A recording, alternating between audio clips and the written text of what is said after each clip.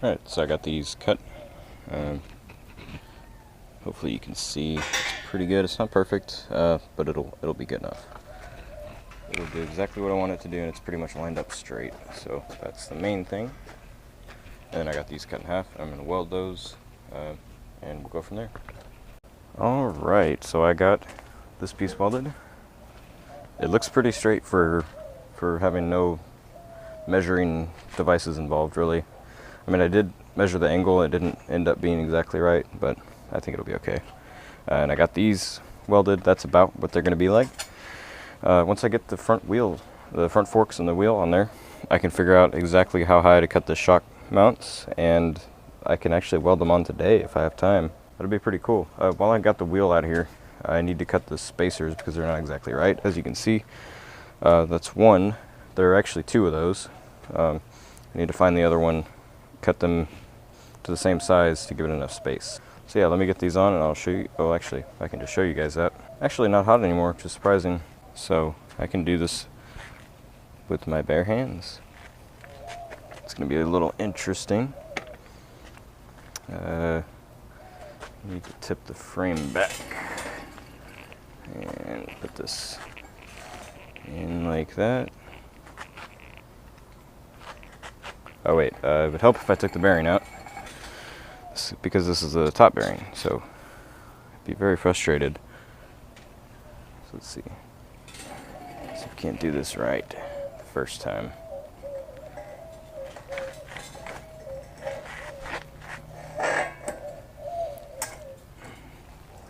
Obviously, these bearings have no grease right now, so this is not permanent. Wow, okay. Alright, it's a little challenging.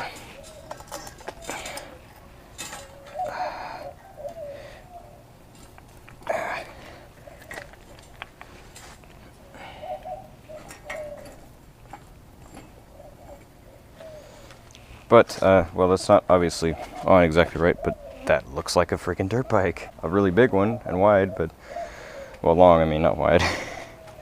But man, this is awesome. Okay. It's gonna have to be good for now. See if I can't get this one. Oop. Yeah. Let's see.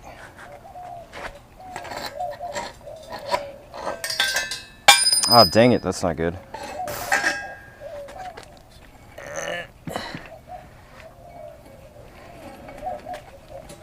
Hope I didn't damage the bearing.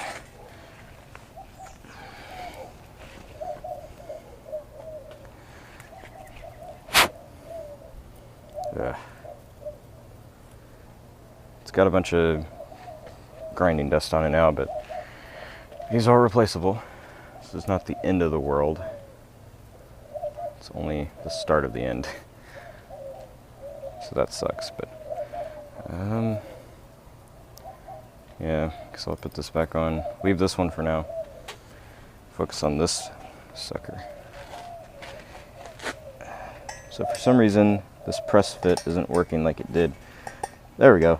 Okay, so it is a press fit, but not a tight one. So if I take this, I should be able to put it in there. Like so. And I should be able to just put that top one right on there.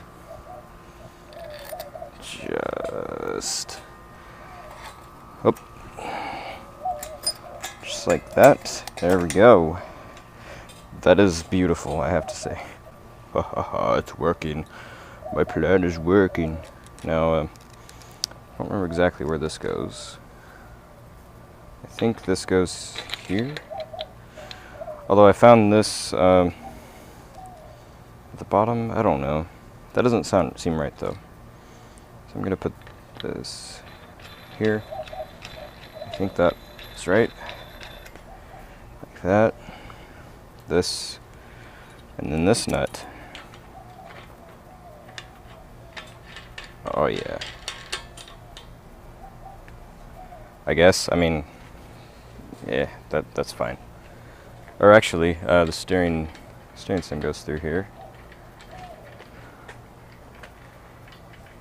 Not the steering stem, the handlebars. So I'm not going to put these on permanently. I'm just going to set them on here to get an idea of what it's going to look like.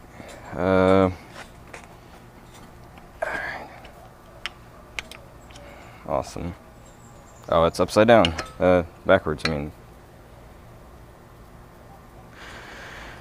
Oh gosh, I put the stupid forks in backwards. I'm an idiot.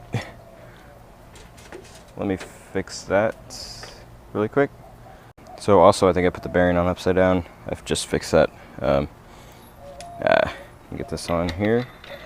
And reset. All right, now for the handlebars. There we go. So cooperate. It's partly because this whole thing is resting on the forks, but that's how they're going to be when it's complete. So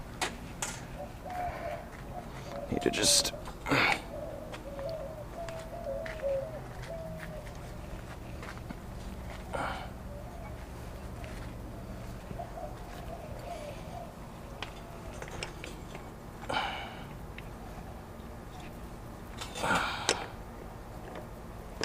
there we go. Obviously, I'm not going to leave them like that permanently when I put the bike together completely. But there we have the last piece. Oh yeah, that looks good. I am pleasantly surprised by how this turned out.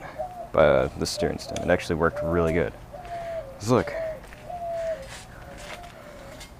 Oh yeah, it's a little sloppy right now, but that's because it's not tightened. Sweet, that is awesome.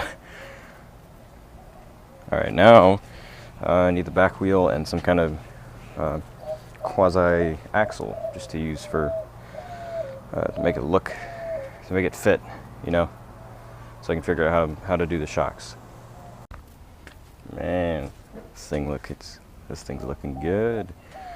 I got this set up. I measured. I need about 5 inches of actual material to go up to here, but I want to go 7 inches so I can have a little bit of a lift. So when I sit down, it's about this height, which honestly is pretty low. So I don't have high hopes for this being that good at dirt. So we'll see.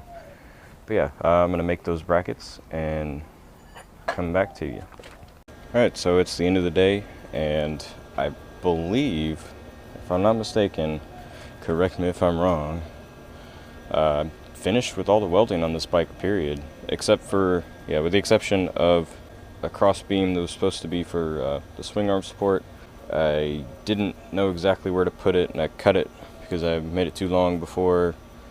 It's possible that I may put it between the actual swing arms, but it may not be necessary. So that aside, I believe that I'm done welding. Wow, that's weird. And it's so awesome. I mean, look at this thing. It looks like it doesn't look like a normal dirt bike, but it looks like a bike. And for sure, if this generator doesn't work, as a generator, obviously the engine would run if the carburetor was fine, but the carburetor has so many other things with it that are specific, and I can't find a replacement.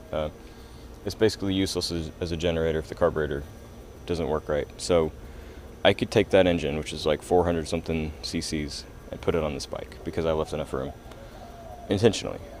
So yeah, next time I'll probably need to go to Home Depot and get some bolts.